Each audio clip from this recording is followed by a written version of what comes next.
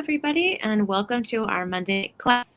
We are here with Emilie today, and she is going to be talking to us more about gut health in our 4-part series. I'm so excited to have you. Thank you for being here. If you guys have any questions, go ahead and put them in the comments. Tell us where you're watching from, and then at the end, we'll get to them.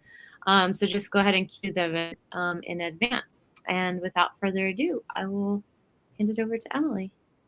Hi, thank you. I'm going to go ahead and share my screen and jump in.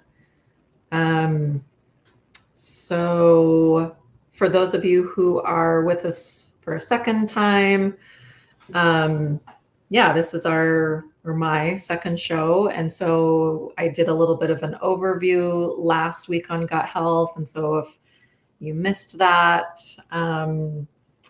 I encourage you to watch the replay because some things will make a little bit more sense to you. That way, I've kind of built these on each other, the concepts. So last week was a little bit of an overview of gut health in general and why is it important. And tonight I'm talking about foods, like specific foods that are both, we're going to talk about inflammatory foods and then also gut nourishing foods. And because of the time constraints, like this is by no means even, I was going to say like an exhaustive list, but it's also like a very quick, short example of what some inflammatory foods are and what some gut nourishing foods are. So I again, for the time constraints, I think I'm just highlighting maybe 3 or 4 foods for each one. Know that this is a much larger conversation, but this is hopefully a good introduction and gives you some insight into how food affects our health and very specifically our gut. So last week, we talked a little bit about inflammation, a little bit also about testing, which I'm going to talk more about. I think it's in my final class. But you'll see here that inflammation comes from many different places and sources. And so one of the places that it comes from is from disease and infections. And we would know what those are from a stool test. Could be other tests too, but a stool test is what I use and prefer when we're talking about the gut. And so sometimes really they're what we call pathogens, so things that cause disease, and those could be a bacteria, that could be a virus, that could be a worm, a parasite, fungi, yeast, etc. Right? Like any and all of those things have the potential to become pathogenic and cause disease, cause problems.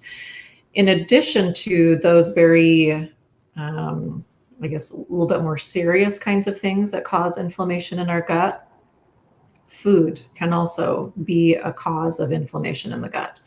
And so again, that's more what I'm focusing on tonight is the food. So let me start off with a little bit of information on inflammation. Because as I was having a consult with someone earlier today and I was talking about inflammation, and she said, it's kind of a buzzword in the holistic like medicine kind of community. And I'm like, you're right, it is. We talk a lot about it. And her question was like, what is it really? And, what am I thinking about? And so again, like I'm giving you a little bit of insight tonight about that. And before I talk about inflammatory foods, I do want to make sure we're all on the same page and you understand a little bit about what I mean about inflammation.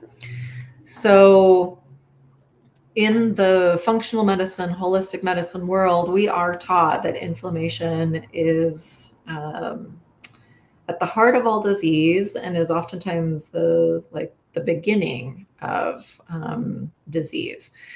So it's really important to understand where it comes from and how we can reduce it, etc.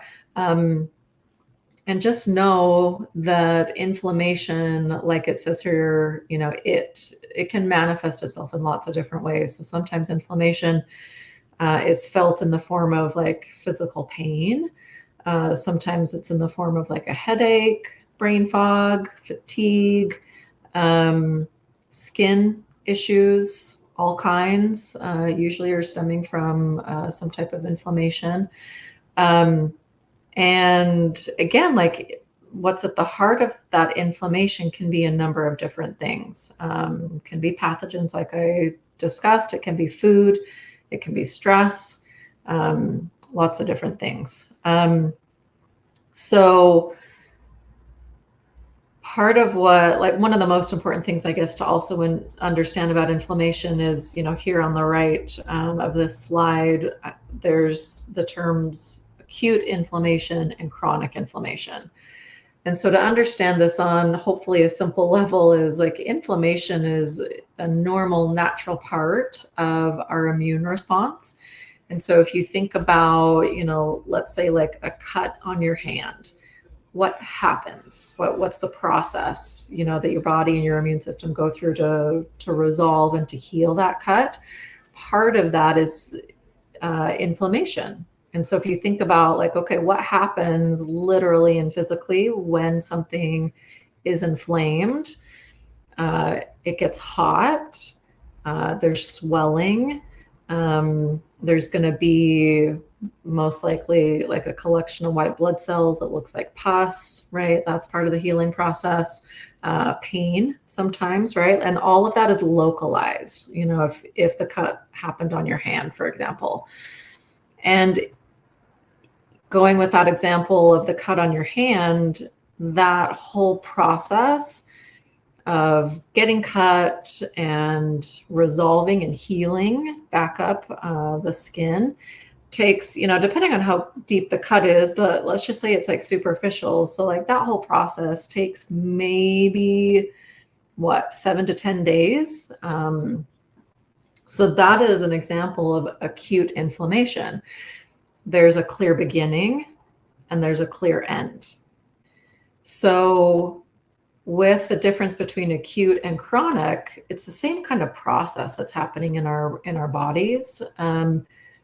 It's not as obvious when it's happening internally, but the real problem is that maybe there's not a clear beginning. Maybe, sometimes maybe, but usually not. Usually it's sort of like this compilation of different things that just happens. But sometimes it's clear, but then what happens is it never resolves, right? Whether that was from like exposure to some sort of disease, whether it was a food, could have been a combination of the two. But that inflammation, that immune response never ends. And that's the real problem and differentiation between acute inflammation, which is natural and good and healthy, like we want our immune systems to respond in that way, versus chronic. And so, right, like the chronic nature of something is that it just continues and it never resolves. And so that is what often leads to disease. So that's the real difference I want you to understand. And so it is important to know, what you can control, right? Like there are definitely some foods that I would say are inflammatory to most, if not all people. And those are kind of the ones that I'm going to highlight tonight. And I don't even have time to go over all of them tonight. But so these are some of like the most common foods that cause inflammation. And yeah, just a little side note, you'll see there too, like you might not have to remove or avoid all of these foods forever. For those of you that were with us last week, and if you weren't, really go back and look at it, because I talked about leaky gut, and that food sensitivities and reactions to foods have so much more to do with gut health than they do the food itself. And so if someone has leaky gut, that is most likely the reason why they're reacting to foods. And so in that case, it's about healing the gut and then reintroducing those foods that someone might have been reacting to see if that really was the problem. And a lot of times it is. So sometimes I'm removing foods in the short term, temporarily, in the hopes to be able to bring it back in. So one of maybe the most talked about and sometimes I think misunderstood food triggers is gluten. And again, to make sure we're all on the same page, gluten is a protein, and it is a protein that's found in wheat products. And you see, like, it's not just wheat, but it's wheat and wheat grasses. And so that's rye, that's spelt, that's barley. All of those grains have gluten in them.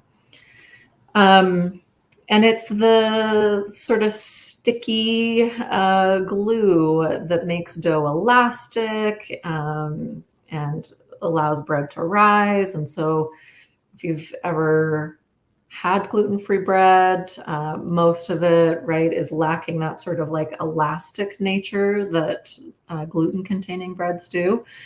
That's why it's different.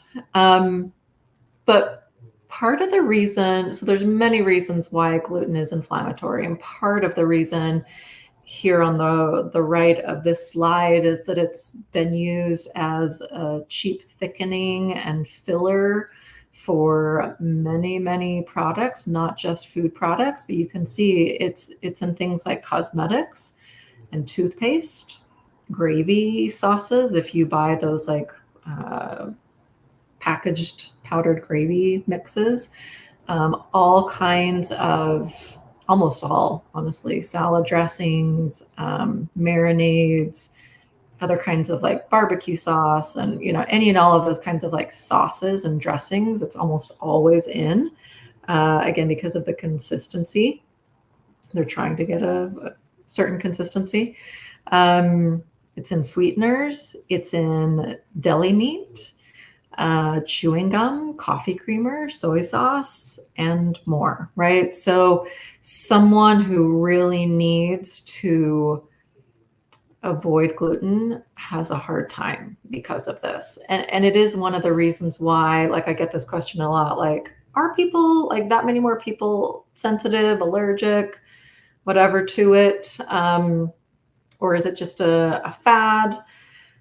No, there's a lot of people who are sensitive to it. And one of the reasons that they are is because it has been broken down, processed, and then put into all of these products.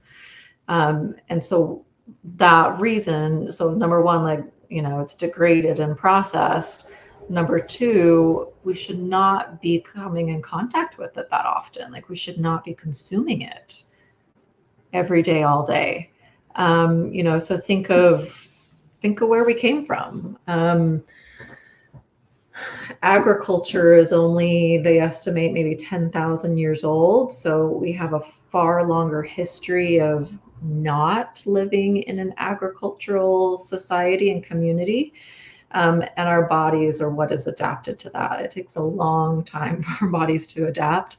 And so we've been introduced to grains and been consuming grains for about that long, but by no means was it part of like a staple diet.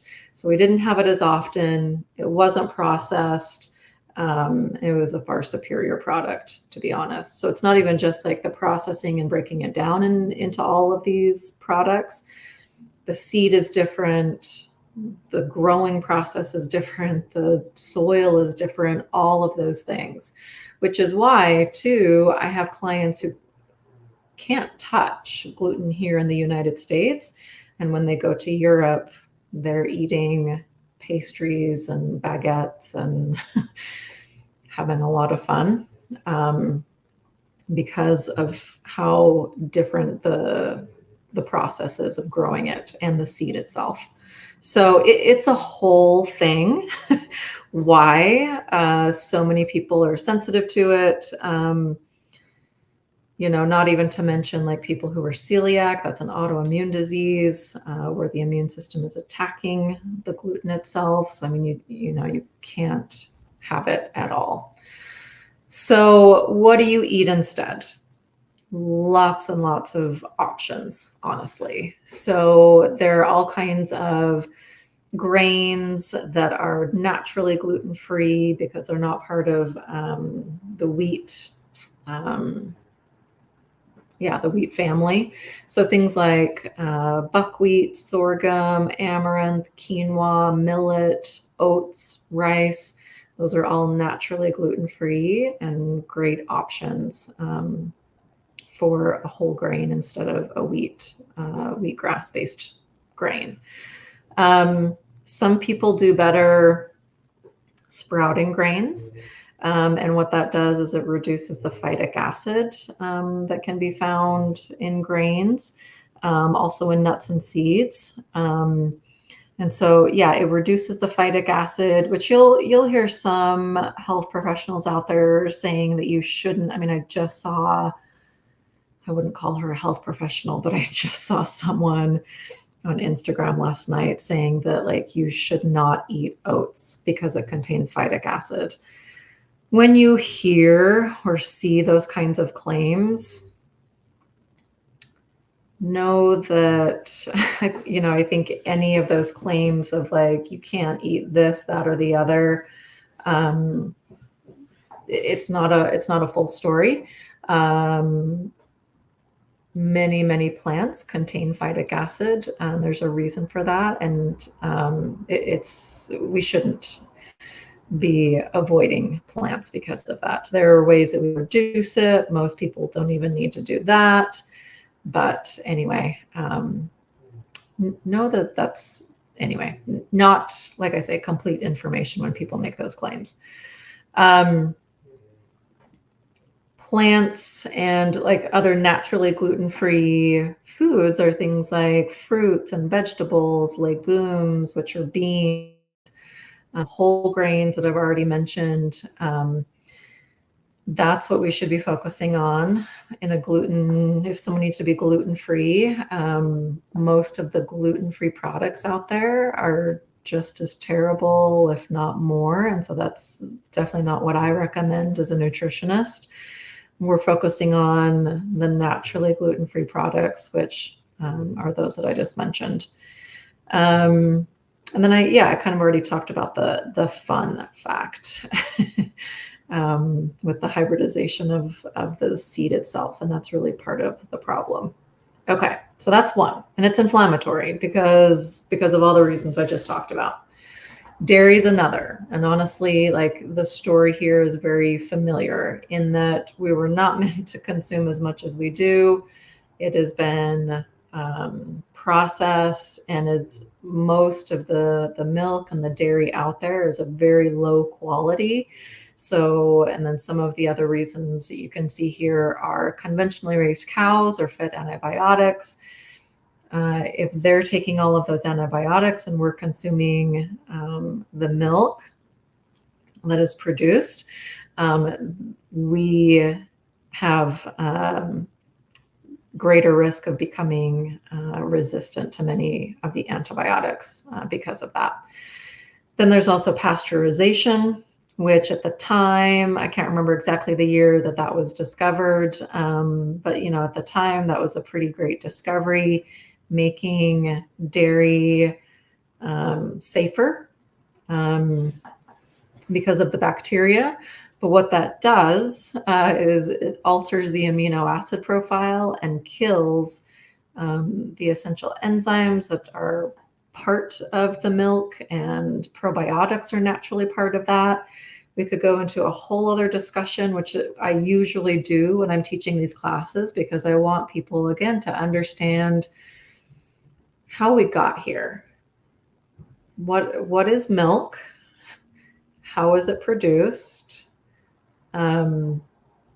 Mammals, right? Mammals produce milk to do what? Feed their young, right? So humans are mammals, and women produce milk to feed our infants, babies. About how long should that process go on, right? How long do infants nurse or drink breast milk? The recommendation is somewhere right around 2 years is ideal, 6 months minimum, so somewhere between there. It would obviously be a little bit different for every mammal, but breast milk, so right, like think think of where like milk comes from and why and how. And so I honestly I don't know the theory behind like when and how we started consuming so much dairy in the diet. My guess is that it would be right around the time that we started staying in one place and growing our own food. Certainly, we were consuming, the milk of probably goats and sheep before that, but not at every meal.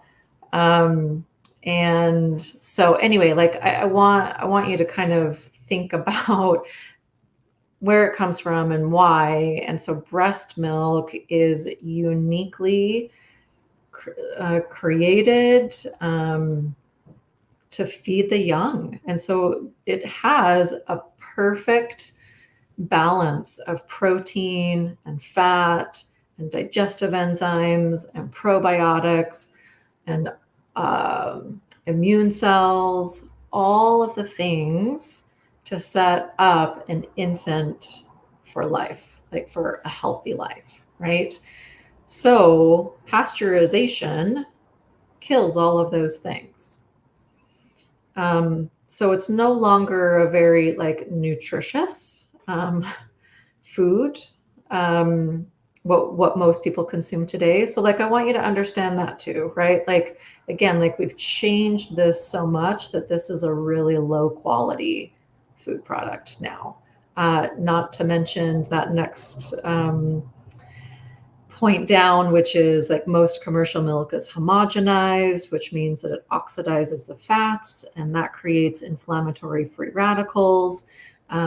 So lots of reasons why dairy, or at least like conventionally raised dairy, is not very good for most people. There's also many different ways that someone can like respond and react to dairy. One being lactose intolerant, which is normal and natural, meaning that we're meant to only consume milk for those couple of years. And so we really only need the digestive enzyme to break it down in those first couple of years. And then we're not meant to be drinking milk, and certainly not the milk of another mammal, into adulthood. And again, like definitely not like 2-3 times a day, right? That some people do, right? So just think about that. That's why our bodies are not meant to have so much of it, and certainly not like these lower quality products. So that is why it's inflammatory. And so if someone has developed that ability to break down the dairy, someone who is not lactose intolerant, so you can tolerate it, you're breaking it down, but it's still inflammatory. So these are much larger conversations, and I'm taking more time than I told myself I would. But what should you focus on instead? So definitely not like conventionally raised milk and dairy. Think about goat or sheep milk, cheeses, and yogurts. Those are far superior. Again, this is a longer conversation about why, but essentially you're thinking about raw, which is hard to find, but it is possible. Redmond Farms, Utah Natural Meat and Milk locally sell raw milk. And I believe it's both goat and cow, if I remember right. So it's hard to find. You have to get a license for it to sell unpasteurized raw milk, but you can find it. And so again, like I've already kind of explained, like raw milk, so it's not pasteurized, a little bit of a risk. That's why the government doesn't just allow anyone to sell it. But it's going to have then all of those nutrients I already talked about. So raw, organic, fermented even, right? Like cheeses and yogurts and different things. So all of those are a far superior product. And I would recommend, if somebody tolerated it in moderation. There's also plant-based milks, and you're looking and thinking about all of the other additives, emulsifiers and gums and sweeteners and all sorts of things. Like those aren't good products either. So you're looking for unsweetened, should be 2 or 3 ingredients. There are a couple of brands out there, 3 that I can think off the top of my head, maybe 4, I think 4. So they're, again, like they're kind of hard to find, but they're out there. And so that's what you're thinking of. Those are better things to focus on. Sugar, inflammatory, definitely inflammatory. It's universally accepted as a toxin, yet it's found in nearly every, I say food product because it's not real food to me. 80% of prepared foods in supermarkets contain added sugar. So again, it's like these are all like longer discussions to kind of dive into these a little bit deeper, because there's sugar, and a lot of people, they do think of like this white processed cane sugar when I say that word, but to help, people really understand what that means. Again, it's a longer conversation, because it would be a conversation about helping you understand carbohydrates better. So anyway, this kind of sugar is called added sugar. There are natural types of sugar, and those are found in carbohydrates. Carbohydrates are vegetables and fruits and beans and grains. So those all have natural types of sugar in them because they're a carbohydrate. Okay. Average American consumes about 66 pounds of added sugar every year. And that leads to insulin resistance and type 2 diabetes, among other diseases, chronic diseases. And this is all something that, we have choice and power and control over. It requires being educated, right? And a little savvy maybe, but it's absolutely something that we can all do something about. What should you focus on instead? These are just better sweeteners. So local, raw, unfiltered honey, and I'm emphasizing all those words because the raw just means that it hasn't been pasteurized. So most of the honey that you find in a grocery store has been pasteurized. So sometimes it's not even 100% honey. So I would find a local beekeeper, and there are many of them. And then the unfiltered means that you're getting all of the other good stuff that comes as the honey is made, and that's all nutritive. So you can see natural honey, raw unfiltered honey, contains antioxidants and minerals and vitamins, as does maple syrup and dates and molasses. And so those are all sweeteners that, have nutritive qualities and properties. And so those are the ones to focus on. They're still sweeteners. And so moderation for sure. But I would recommend those over something like, I get this question all the time. So I would choose those over like sugar alcohols or even stevia. What's another one that people ask me about? I can't remember, but it seems like they're always coming up with something new, like a sugar substitute. So definitely not artificial sweeteners. And I didn't have time to go over that, but like that's a whole other thing. And those are hopefully inflammatory for like obvious reasons. But artificial sweeteners, added sweeteners. But so these are the ones that I would focus on. Okay, so I think, there we go. So moving on to just a little bit more of a focus on some more nourishing foods, gut nourishing foods specifically. So things like omega-3 fatty acids. You might have heard those words before. What it means really. So an omega-3 fatty acid, it's a different type of it's 7, 8 o'clock on a Monday. My brain is spent. I'm trying to think. It's a different chain makeup. I can't think of the word. I mean, it's a lipid. It's a fat. So the fatty acids are all just like different chain structures, for lack of a better term. So there are omega-3s and omega-6s and 9s and 12s, etc. The unique thing about an omega-3 you see there is it's anti-inflammatory. So where all of those foods I just talked about are creating inflammation in the body, this is something that reduces it. So it is a fat, and so we want to keep that in moderation. We don't need a lot of fat in our diet comparatively, but we definitely do need it.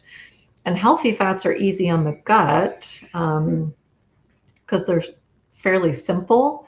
They're a quick source of energy, coconut oil specifically, coconut oil and coconut products, but other fats as well. And they enhance and promote other nutrient absorption. So really helpful in a lot of different ways. So we find omega-3s in fish. That's what most people think of, but this picture here hopefully lets you know like there are other sources of omega-3s, and the plant-based sources are walnuts, flax seeds, chia seeds, and hemp hearts. You do find a little bit of omega-3 in, you'll see like on labels of grass-fed beef or lamb or something that like there's omega-3s. It's small. It's definitely not the source of omega-3s that I would focus on because we're not meant to have red meat very often. And same thing with like egg yolks, like depending on what the feed of the chickens is, it can have a higher omega-3 profile. But primarily those 4 things, the fish and then the walnuts, flax seeds, chia seeds, hemp hearts. Extra virgin olive oil, you'll see, is a great healthy fat. It is what we call a monounsaturated fat. It doesn't need to know that, but it's the fat makeup of the olive oil that has been found to reduce inflammation, protect against like rising LDL cholesterol and oxidation, has antibiotic properties that you see there. So like lots of really good nutritive properties with olive oil. There are so many different herbs and spices that also have anti-inflammatory properties, and it would take an hour. And maybe someone else would, an herbalist would be better at leading that discussion than me. But so many, like I say, herbs and spices. And so one of the ways that I tell people that you can like instantly improve the nutrients of your diet is by including more herbs and spices. So, some of the ones that people think of a lot as being anti-inflammatory are things like turmeric, garlic, but really so many herbs and spices are anti-inflammatory. So those are just a couple, and they reduce inflammation. They have, of course, other health benefits depending on what we're talking about. For example, like ginger also reduces nausea. It's a root that's been used for thousands of years in Eastern medicine, and as an anti-nausea. And so, things like, it works for really any reason why someone might have nausea, but like specifically for, like someone who's pregnant, it works for all of those kinds of things naturally. It also stimulates saliva and bile production, reduces gas and bloating. It's helpful for motility in the gut. So many health benefits. So yeah, those are just a couple of examples, the turmeric and the ginger. Fiber, like I can't talk about gut health without talking about fiber. It is essential. Like it says there, it's essential for gut health, every day, all day.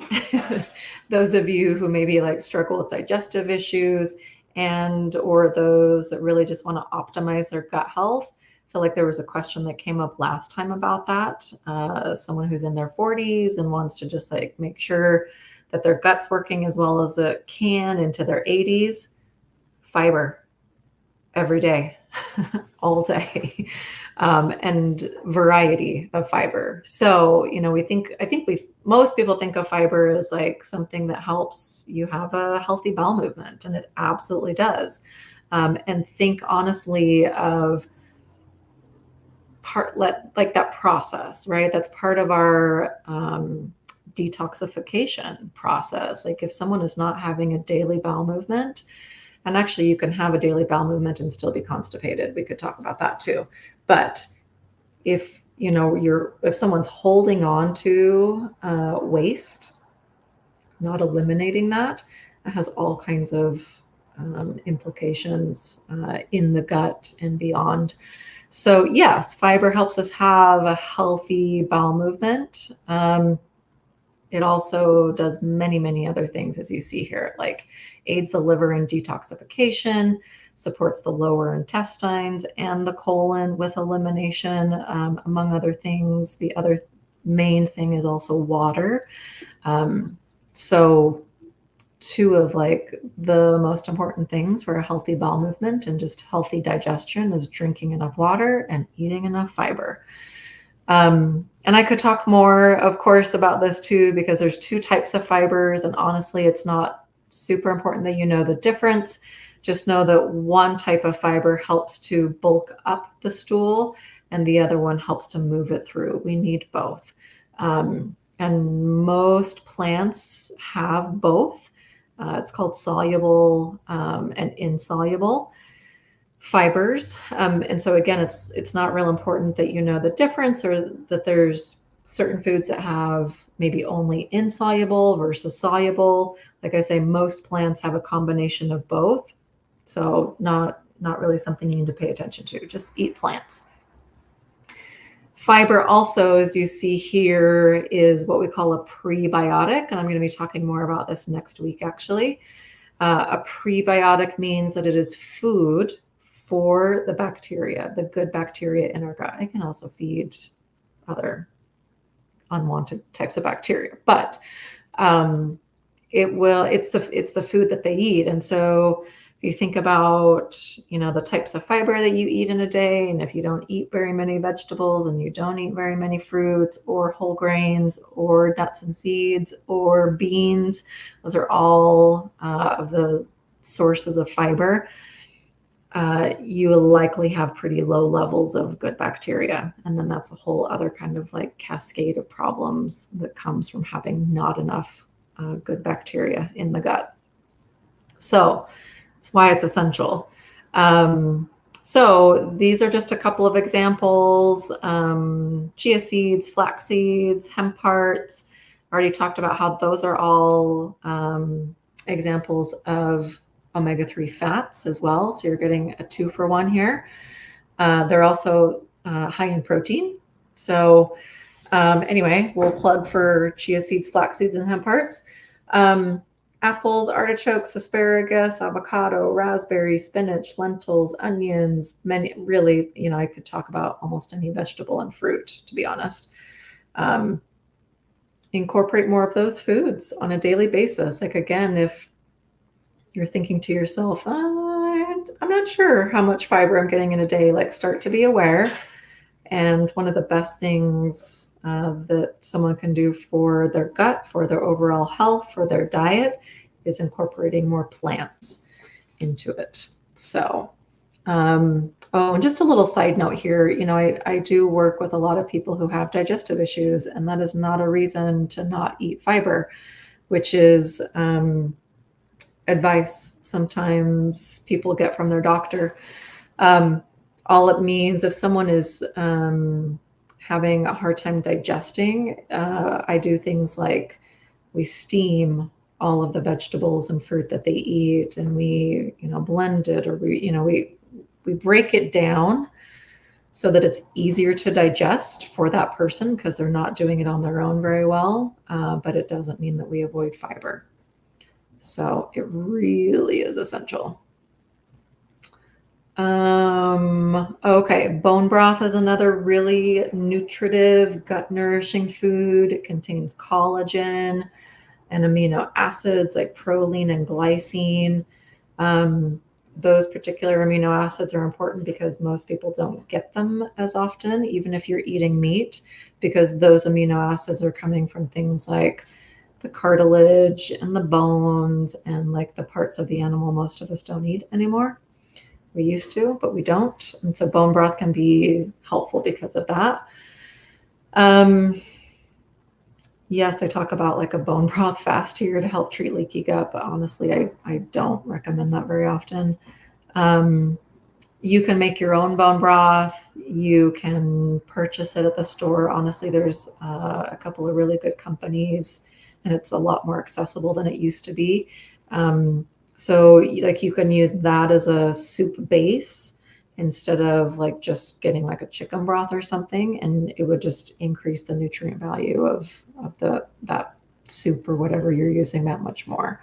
So you can use it in a couple of different ways. And some people just they'll flavor it differently, right? And like sip it like you would some tea or something, and that's another great way to incorporate it in your diet.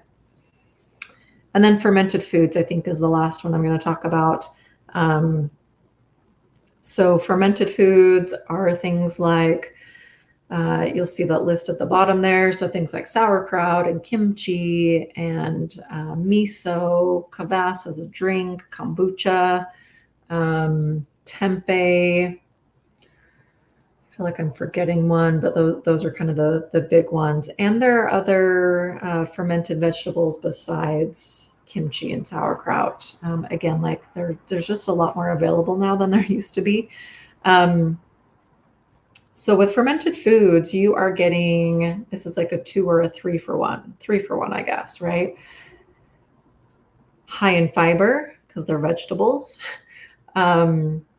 Because they're fermented, has digestive enzymes naturally part of the fermentation process. And what comes out of the fermentation process is live bacteria. That's what you're doing, is like growing, culturing live bacteria. That's what a probiotic is. So again, I'm going to go into that a little bit more next week. But that's what you're getting in a fermented food product, and that's why it's so helpful and beneficial and recommended for gut health. So the lactic acid is what helps to balance the production of stomach acid. That's part of like that digestive help. And yeah, it balances the pH.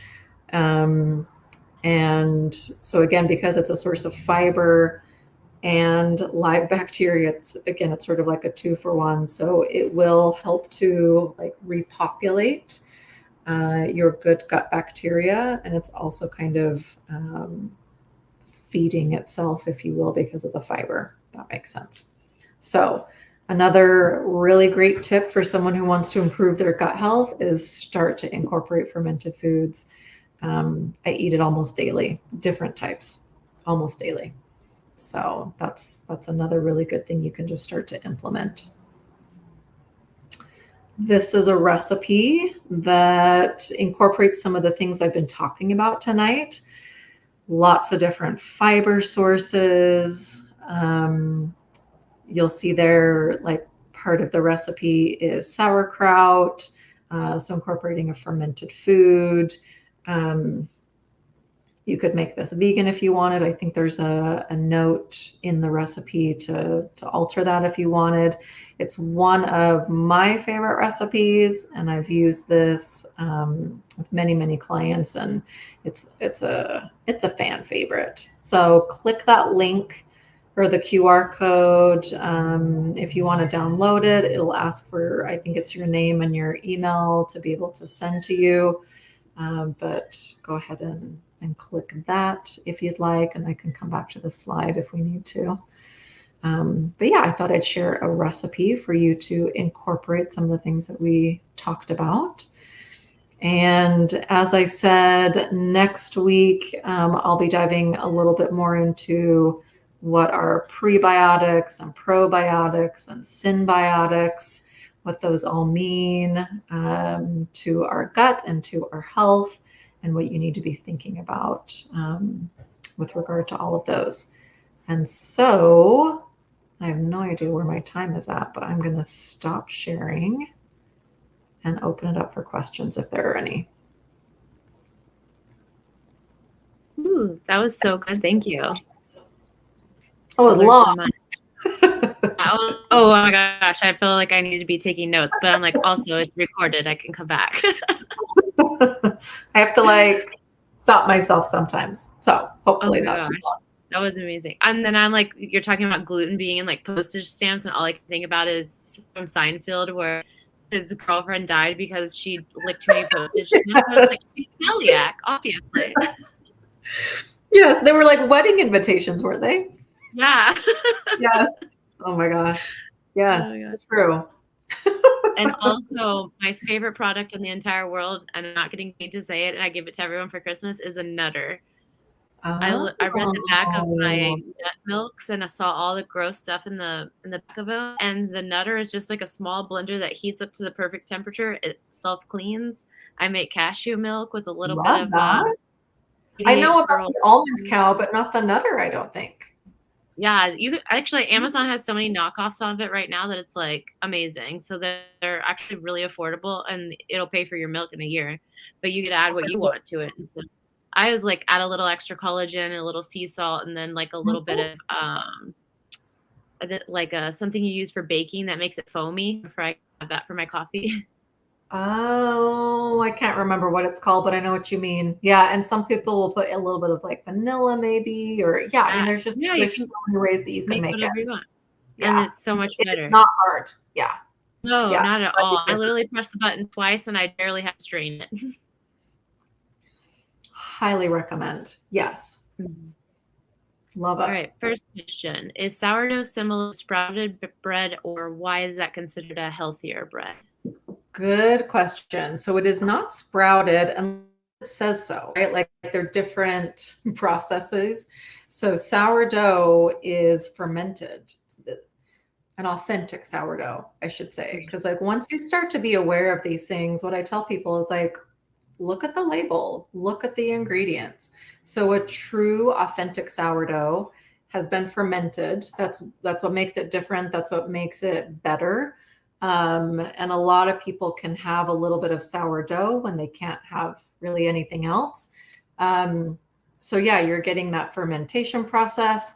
And then, like I say, an authentic sourdough should really be 3 ingredients. It's flour, water, and salt, and then what we call a starter. And if a sourdough bread, you're at the grocery store and there's a sourdough bread, it will always say that it like comes from a starter. And if it doesn't, then it's not authentic and it may not even be fermented. So that's why I say like look for a true authentic sourdough, and that's what you're looking for. Good question. You have to be investigative journalists to go to the grocery store. You kind of do. I know. And so then, sorry, to answer your question, Catherine, like sprouting is then a little bit different, right? So that's like sourdough comes from a starter. It's been fermented. Some of them can be sprouted, but then that has to do with the like seed itself. Like you're literally sprouting them. So some might be sprouted. But yeah, they're different. Does that answer your question, Catherine? Next question. Is it better to take a probiotic supplement or to just eat food with good probiotics like kimchi, etc.? I heard that 1 spoonful of sauerkraut is equivalent to like 10 probiotic pills. Okay, good question. So it totally depends on the probiotic pill. They're so different. They come in different doses. If the capsule has not been created in a way that's going to survive stomach acid, then it's not even going to get to the small intestine and the large intestine, which is where we want it. So it depends, right, on the probiotic supplement. But yes, I would say in general, like it is better to start to incorporate fermented foods like kimchi and sauerkraut in your daily diet. Because yeah, potentially it could be the equivalent of like 5. I don't know about 10, but maybe it's and if also like kimchis and sauerkrauts are going to be a little bit different too, but like by and large, they're going to have a far larger amount of live bacteria. And I mentioned you're also getting fiber and digestive enzymes along with the bacteria. So they are great, great foods to incorporate. Yeah, good question.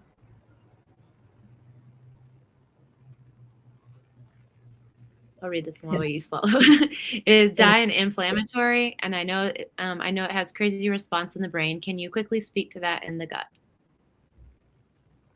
Thank you. This is one of the things that like I just had to sort of choose which ones I wanted to focus on tonight. But these are typically things that I talk about being inflammatory for sure, are things like artificial sweeteners, hydrogenated oils, chemicals, food dyes, all the things. Yes, they're inflammatory. They're inflammatory, and dyes specifically are excitatory. So like that is why, I mean, you talk about the crazy response in the brain, or if you know someone who has ADD, ADHD, maybe on the spectrum, something like that, like those people tend to be a little bit more sensitive to those sorts of things. We all experience it. Like it all makes us a little bit crazy. But those, like I say, people tend to like feel it a little bit more severely. And so, yeah, it's excitatory is one of the main things in the brain, and creates all sorts of different processes in the brain, in the body, etc. One of them being inflammation. Yeah, really good question.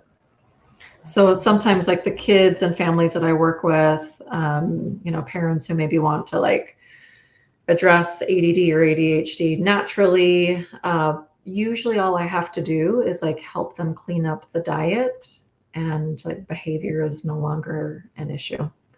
So yeah, it makes a big difference. All of those food additives. Yeah. So true. Wow, what a time. Right? I know. Wow. Which is why like I talk about just, as much as you can in, whatever, place and situation and budget, et cetera, you are, the most important thing truly is transition away from any of those like processed and, it's not food. It's not food. Food is the things that we know and recognize come from the earth. That's food. So make that transition to, clean out and clean up your pantry and fridge and freezer to just, where you're really focusing on whole foods. That's it. I mean, it's going to make a huge difference. So, yeah. Yeah. I think it was one of my health classes or something. It was like, if your food is nourishing you or like helping you out in any way, then it's probably making you sick. And it's a nice way when you're going to reach for the one thing, then you're like, okay, if it's not nourishing me, not great. I think of it in the same way. Yeah, I do. I feel like our choices, like foods are either reducing inflammation and nourishing our bodies and fueling them in the right way and balancing our blood sugar and preventing disease, right? Like all the things. They're either doing that or they're doing the opposite. And I'd love for someone to like give me an example of a food that was like somewhere in between, because I can't think of one. Yeah. To me, it really is one or the other. And so, like just a little bit more awareness and mindfulness around what you're choosing. And I tell people this all the time, like healthy food it doesn't have to be expensive. Mm-hmm. It really doesn't. like this is accessible to everyone. We're talking just straight up vegetables and fruits and whole grains, nuts and seeds, beans, meat if you choose it, but in moderation. This is another conversation, but right, like this is accessible to everyone. So yeah. Anyway. I get on my soapbox, but hopefully you learned something about just, food in general, inflammatory foods, nourishing foods, and somebody let me know if you try the recipe because it's a good one. That looks amazing. That's like all my favorite things. Thank you so much for today. This was amazing. And this is exactly why we need these classes, to spread this information so people can make better informed decisions. And I can't believe that like this isn't just accessible in schools. Like this should be taught from a very young age, how to like pick foods for our bodies. Like it's crazy to me. Ditto. Did I tell you guys last time that I came into nutrition being a public school teacher? Did I tell that story? I don't think so. Yeah. I think we talked about it on the podcast. Oh, that's what it was. So I used to be a public school teacher, and I was working in an elementary school, and this is where I first really learned, I don't know, I got the spark to start learning about nutrition was, as a public school teacher, just being like horrified at what we were serving our kids for lunch every day. Like that's where it started. So it is. It's crazy. But just being better informed. So I love being part of this and hopefully informing someone to make a better choice. Love it. Just since we've been talking, I've made so many better decisions. I had artichoke for dinner and some watermelon. Love it. Already better than cheese. Yes. Yep. Awesome. All right. Well, thank you everyone for watching. And if you are interested, there is a full moon that is free this Friday, the 21st. And that can be, you can register for that link in our website under events. And we will be back next Monday with part 3 of our gut health class with Emilie. And you can find her information all in the link below. And that's it. Thank you guys. And thank you, Emilie. You're welcome. Bye, everyone. Okay.